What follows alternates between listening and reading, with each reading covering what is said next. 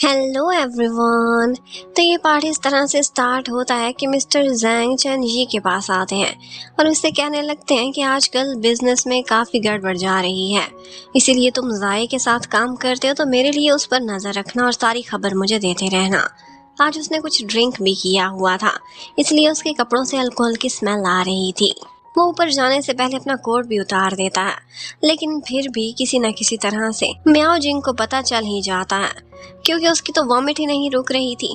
अब वो बुरा तो बहुत मनाती है कि ये पता नहीं कैसी कंपनी में फिर रहा है आजकल, लेकिन फिर उसके लिए हैंगओवर ड्रिंक भी बना देती है और कहती है, क्या तुम सारा टाइम लिंडा के साथ ड्रिंक करते रहे थे? क्या वो तुम्हारी गर्लफ्रेंड है? उसको तो बस यही शक हुए जा रहा था, लेकिन इनफैक्ट ऐसा कुछ भी नहीं था। अब उसके बाद म्याओ जिंग के एग्जाम्स खत्म हो जाते हैं। उसका हाई स्कूल का लास्ट डे था। सारे लोग मिलकर बहुत सारा सेलिब्रेट करते हैं। बहुत से फ्रेंड्स एक दूसरे से अपने अपने यूनिफॉर्म पर ऑटोग्राफ ले रहे थे। अब इतने में ली, जो कि क्लास का मॉनिटर था, उसका तो म्याओ जिंग पर क्रश था। वो अपना यूनिफॉर्म शर्ट लेकर उसके पास आता है और कहता है, तुम इस पर मेरे लिए एक ऑटोग्राफ दे दो। और सबको पता चल चुका था कि ली म्याओ जिंग के लिए क्या फीलिंग्स रखता है, और वो ये भी प्लान कर रहा था कि बहुत ही जल्द उसके सामने कन्फेस कर देगा। लेकिन म्याओ जिंग ने अपनी टी शर्ट अभी तक किसी को भी नहीं दी थी। ऑफ कोर्स वो अपने किसी स्पेशल पर्सन से उस पर ऑटोग्राफ चाहती थी, और वो चेन जी ही है। उधर जाई और जैंग दोनों काफी परेशान बैठे हुए थे। उनके बिजनेस में कुछ प्रॉब्लम्स हो रहे थे और साथ ही साथ उनका टैक्स इवेजन का भी प्रॉब्लम चल रहा था। उन्हें लगता था कि उन्होंने अपनी तरफ से हर तरह के सबूतों को ठिकाने लगा दिया है, लेकिन फिर भी वो दोनों डरे जा रहे थे कि कहीं कोई क्लू रह ना गया हो और वो पकड़े ना जाए। आजकल शहर में इसी तरह की बातों का चर्चा हो रहा था, और म्याओ जिंग को भी ये बात पता चलती है कि डिस्ट्रिक्ट 7 के ऑनर्स को लेकर कुछ गड़बड़ चल रही है, लेकिन छोटे लोगों को इस चीज के बारे में फिक्र करने की कोई जरूरत नहीं। चेन ही आजकल बहुत बिजी रहता था और इसी वजह से वो म्याओ जिंग को समय नहीं दे पाता था, बहुत लेट घर आता था। म्याओ जिंग को आज वो कॉल करता है और उससे कुछ बातें पूछ रहा था, उसका फेवरेट खाना भी लाना चाहता था, लेकिन उसे लगता था कि ये लिंडा के साथ समय बिताता है, इसलिए मुझे इग्नोर करता है। तो वो भी उसे ढंग से बात नहीं करती। बेचारा बस अपना सा फेस लिए बैठा था कि अब इसे कैसे मनाऊं। और फिर इन दी एंड उसे मनाने के लिए बहुत अच्छा सा खाना भी बनाता है और उससे कहता है कि मुझे लगता है देश की सबसे बड़ी हाई यूनिवर्सिटी में तुम्हारा एडमिशन हो ही जाएगा। लेकिन म्याओ जिंग कहती है कि हाई यूनिवर्सिटी में जाना कौन चाहता है। एक्चुअली म्याओ जिंग का यही प्लान था कि वो टैंग सिटी को छोड़ना ही नहीं चाहती, सिर्फ और सिर्फ चेन जी की वजह से। उसे लगा था कि ये लिंडा को मिलने के लिए चला जाएगा, तो जानबूझकर उसे रोक लेती है और कहती है कि कॉलेज एंट्रेंस एग्जाम होने ही वाला है, उसके लिए मुझे वोकैब्युलरी की प्रेपरेशन कराओ, तुम्हारी इंग्लिश तो बहुत अच्छी है ना। और वो बैठकर लेट नाइट तक उसे पढ़ाता रहता है। और बस इसी बीच वो मौका पाकर उसे अपने स्कूल की स्वेटर देती है, और अपने यूनिफॉर्म पर उसने चेन जी के ऑटोग्राफ ले लिए थे। अब इसके बाद हमें दिखाते हैं कि लिंदा ओवरसीज वापस जा रही है, क्योंकि यहाँ के बिजनेस में कुछ प्रॉब्लम्स थी, इसलिए उसे यहाँ रहना अब सूटेबल नहीं लगता। यहाँ से वापस जाने से पहले वो चेन जी को 1-2 क्लूज भी देती है जाई के बारे में, लेकिन वो इतने इनडायरेक्ट थे कि अभी उसे समझ नहीं आई थी। साथ ही साथ वो एक ऑफर भी उसे दिखाती है। उसके पास एक एक्स्ट्रा टिकट था। वो कहती है कि क्या तुम टैंक सिटी को छोड़कर मेरे साथ जाना चाहोगे? तुम्हें लाइफ में बहुत बेटर अपॉर्चुनिटी मिल रही है, सोच समझ कर जवाब देना। लेकिन वो कहता है, बिल्कुल भी नहीं, अभी तो वैसे ही म्याओ जिंग का कॉलेज एंट्रेंस एग्जाम है, अगर मैं ऐसे गया तो वो अपसेट हो जाएगी। मैं इस अपॉर्चुनिटी को अपनी खुशी से मिस कर रहा हूँ। और वो वहाँ से चली जाती है। म्याओ जिंग को जब से लिंडा के चले जाने का पता चला था तो वो बहुत सेटिस्फाइड फील कर रही थी, और अब उसका जब कॉलेज एंट्रेंस एग्जाम था तो सबसे पहले तो उसके लिए चेन ये जबरदस्त सा नाश्ता बनाता है, और साथ ही साथ उसने रेड कलर की टी शर्ट पहनी हुई थी। कहता है कि ये तुम्हारे लिए पॉजिटिव सिग्नल है, और फिर अपने ऑफिस की दी हुई गाड़ी में बैठकर उसे बहुत दूर कॉलेज एंट्रेंस एग्जाम दिलाने के लिए लेकर जाता है। बड़ों की तरह बार बार उससे पूछ रहा था कि क्या तुमने अपनी स्लिप और अपना आईडी कार्ड रख लिया है ना, हर चीज सही से रखना और ध्यान से करना। उसे ऐसा लग रहा था कि जैसे कोई अंकल है जो बार बार उसे भाषण दे रहा है।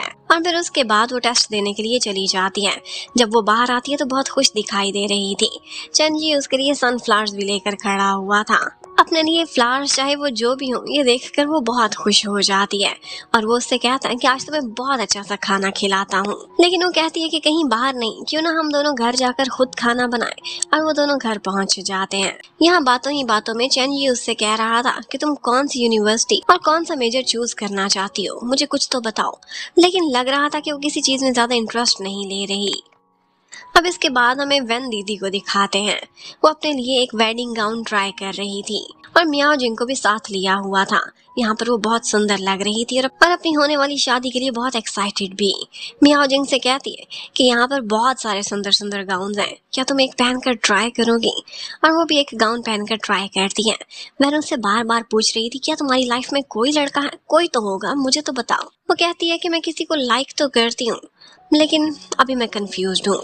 जबकि उधर ऑफिसर जाओ वो भी चैन ये के साथ में बैठे हुए थे और उससे कह रहे थे कि तुम कब रिलेशनशिप में आओगे। वो कहने लगता, अभी मैंने नहीं सोचा, एटलीस्ट मियाओ जिंग को यूनिवर्सिटी तो पास करने दो। ऑफिसर जाओ कहता है कि उसकी यूनिवर्सिटी पास करने और तुम्हारी गर्लफ्रेंड तलाश करने में कौन सा लिंक है, मुझे समझ नहीं आ रहा। अब वो क्या ही बताता कि ये लड़की जब यूनिवर्सिटी पास करेगी तो मैं इसी को ही अपनी गर्लफ्रेंड बना लूंगा। अब इसके बाद ये चारों इकट्ठे बैठकर खाना खाते हैं। यहाँ पर जिस तरह से चैन ये मियाओ जिंग की केयर कर रहा था, उसके लिए खाना परोस रहा था, बार बार वेन और जाओ नोटिस कर रहे थे। और जब ऑफिसर जाओ को बातों ही बातों में पता चलता है कि मियाओ जिंग इतने अच्छे मार्क्स आने के बावजूद भी अपने फ्यूचर को लेकर ज्यादा सीरियस नहीं है, वो टैंग सिटी इस छोटे से शहर में ही रहना चाहती है, तो उन्हें परेशानी होने लगती है। उन्हें कहीं न कहीं समझ आ गई थी कि इस सब के पीछे रीजन और कोई नहीं बल्कि चैन जी ही है। वो चैन जी को साइड में लेकर जाते हैं और उससे कहते हैं, क्या तुम्हें इस लड़की के फ्यूचर की परवाह है? मैं देख सकता हूँ तुम्हारी आंखों में कि तुम उसे लाइक करते हो और वो भी तुम्हें लाइक कर रही है, लेकिन पहले अपने और उसके फ्यूचर के बारे में सोचो, कुछ बनो। और ये अपॉर्चुनिटीज लाइफ में बार बार नहीं आती। प्यार वो होता है जो इंसान को ग्रो कराता है, ना कि होल्ड बैक। काफी सारी डांट सुनने के बाद वो लोग वहाँ से वापस जा रहे थे। चैन जी और मियाओ जिंग एक बाइक पर बैठ कर आए थे, तो वहाँ से जाते हुए भी वो बाइक पर जाते हैं और रास्ते में बारिश स्टार्ट हो जाती है और बस रास्ते में उनकी बाइक भी खराब हो गई थी। अब वो लोग बारिश से बचकर एक छाते के नीचे बैठ जाते हैं। यहाँ मियाओ जिंग हिम्मत करती है, कहती है कि ऑफिसर वेन ठीक कह रहे थे, मैं टैंग सिटी में ही रहना चाहती हूँ, मुझे घर से नहीं बल्कि किसी और से लगाव है। और ये कहते हुए वो चैन जी का हाथ पकड़ लेती है, हिम्मत जुटा रही थी उसे किस करने की कि इससे पहले ही चैन जी उसे किस कर लेता है। वो चाहता था कि उसकी वजह से मियाओ जिंग लाइफ में पीछे ना रहे। यही बात उससे कहने लगता है। वो कहती है कि क्या तुम मेरा वेट करोगे मेरे वापस आने का? और आगे से चैन जी उससे कहता है, तुम जाओ, जब कभी भी वापस आओगी तुम मुझे यहीं पर ही पाओगी। और बस जब वो लोग अपने इमोशंस से बाहर आए थे तो उन्हें ये मोमेंट बहुत ऑकवर्ड सा लग रहा था। अब वो लोग अपनी बाइक सही करते हैं और उसके बाद घर की तरफ चले जाते हैं, लेकिन घर जाकर फैन के आगे बैठकर मियाओ जिंग खुद को कूल डाउन कर रही थी। और थोड़ी ही देर बाद वहाँ चैन जी आता है, दरवाजे के अंदर सिर्फ अपना हाथ डालता है और उसको कुछ पॉप्सिकल्स देने के लिए आया था। वो चोरी छुपे उसे देखती है तो पता चलता है कि वो भी पॉप्सिकल्स के थ्रू एक्चुअली खुद को कूल डाउन ही कर रहा था। दोनों की भावनाएं बिल्कुल एक जैसी थी। अब एक तरफ तो चैन जी की लाइफ में प्यार आ चुका था, लेकिन दूसरी तरफ जिस कंपनी में वो काम कर रहा था उसके बॉसेस के साथ हालात खराब जा रहे थे। वो लोग साइट पर जाते हैं और आज वो ये अनाउंसमेंट देते हैं कि यहाँ पर काम रोक दिया गया है। ये सुनकर सारे एम्प्लॉयज और लेबर सब नाराज हो जाते हैं। वो लोग तो प्रोटेस्ट करने के बारे में सोच रहे थे, जबकि चैन जी को जाई के राइट मैन के थ्रू पता चलता है कि इससे पहले भी उसने बहुत सारे ऐसे काम किए हैं। वो कंपनी जहाँ पर मियाओ जिंग की मम्मी काम करती थी, जो स्कैम करके भाग गई थी, इनफैक्ट उसके पीछे सबसे बड़ा इन्वेस्टर और कोई नहीं बल्कि जाई ही था, और अभी भी वो ऐसे ही काम कर रहा है। यहाँ पर उस आदमी के पास एक ब्रीफ केस था। उसे तो लग रहा था कि इसमें कुछ खास नहीं है, लेकिन इतने में उसे लिंडा के दिए हुए क्लूज याद आते हैं और उसे समझ आ जाती है उसे क्या तलाश करना है। इसी ब्रीफ केस के अंदर एक छुपा हुआ पोर्शन था, उसके अंदर से कुछ डॉक्यूमेंट्स मिल जाते हैं जो कि इस टाइम पर बहुत ही इंपॉर्टेंट एविडेंस थे। और इसके साथ साथ हमें ये भी पता चलता है कि ऑफिसर जाओ आजकल इसी केस पर काम कर रहा है, और वेन भी जहाँ पर काम करती है वो भी इसी तरह के टैक्स से रिलेटेड डॉक्यूमेंट्स को चेक करने का काम है। अब इसके बाद जैसे ही मौका मिलता है चैन जी जाता है मिस्टर जैंग के पास और इशारों इशारों में उसे टैक्स डॉक्यूमेंट से रिलेटेड एक ऐसी बात करता है कि वो हैरान ही रह जाता है और कहता है कि तुम मेरी सोच से ज्यादा कैपेबल निकले, तुम्हें वो बातें पता है जो आम एम्प्लॉयज को पता ही नहीं थी। अब वो उसे एक खुफिया रूम दिखाता है और इस रूम में उसने इस एरिया में लगाए हुए एक एक कैमरा का एक्सेस रखा हुआ था। ये सारी चीजें थी जो लाइफ में वो पहली दफा किसी को दिखा रहा था। ऐसा लगता है कि शायद वो चैन जी पर बहुत भरोसा करता है। वो उससे कहता है, क्या तुम्हें वो दिन याद है कि जब हम पहली दफा मिले थे? चैन जी को तो वही दिन याद था कि जब वो पैसे जीत कर आ रहा था और उस पर हुंडों ने हमला किया था। लेकिन मिस्टर जैंग उसे एक घड़ी दिखाते हैं और कहते हैं, नहीं, शायद तुमने मुझे पहचाना नहीं। तुम वो हो जिसने मेरी जान बचाई थी, और ये घड़ी मैंने तब तुम्हें देने की ऑफर की थी और तुमने ली नहीं थी। अब मैं ये तुम्हें देता हूँ। ये घड़ी पहनकर तुम जहाँ भी जाओगे तो ये मेरी पहचान है। तुम्हारा काम आसान हो जाएगा। इस शहर में ये घड़ी सिर्फ एक ही है और ये मेरे नाम का एक सिक्का है जो चलता है।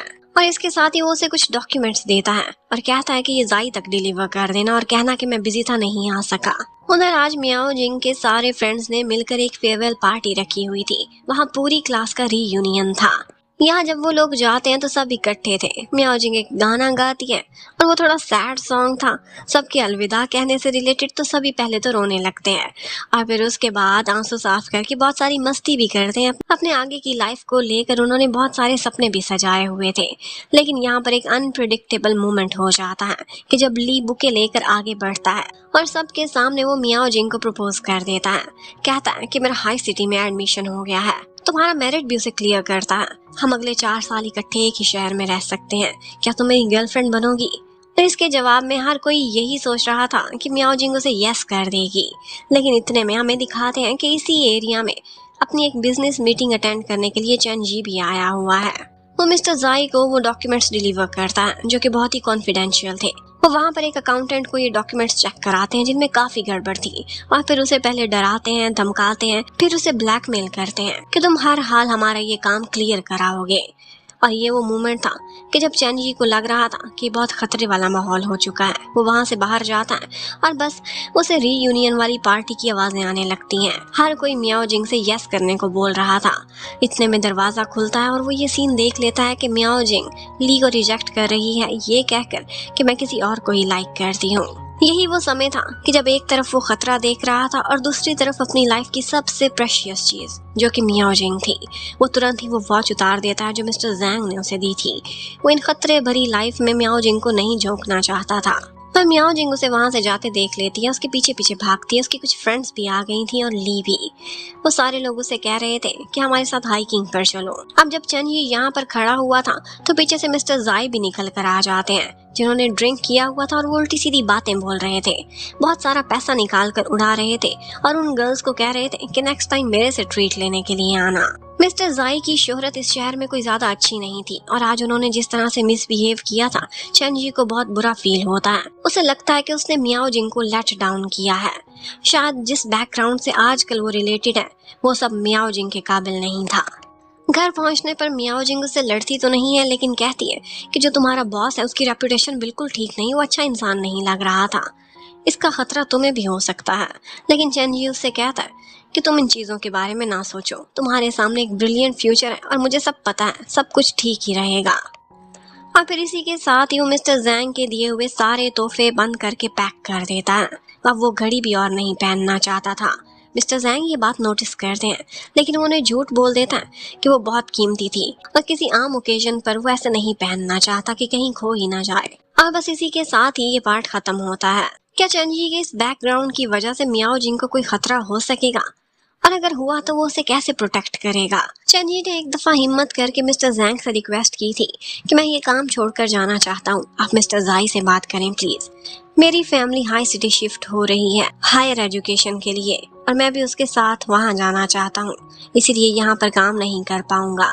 वेल लेट्स सी कि मिस्टर ज़ैंग उसकी जान इतनी आसानी से छोड़ते हैं कि नहीं।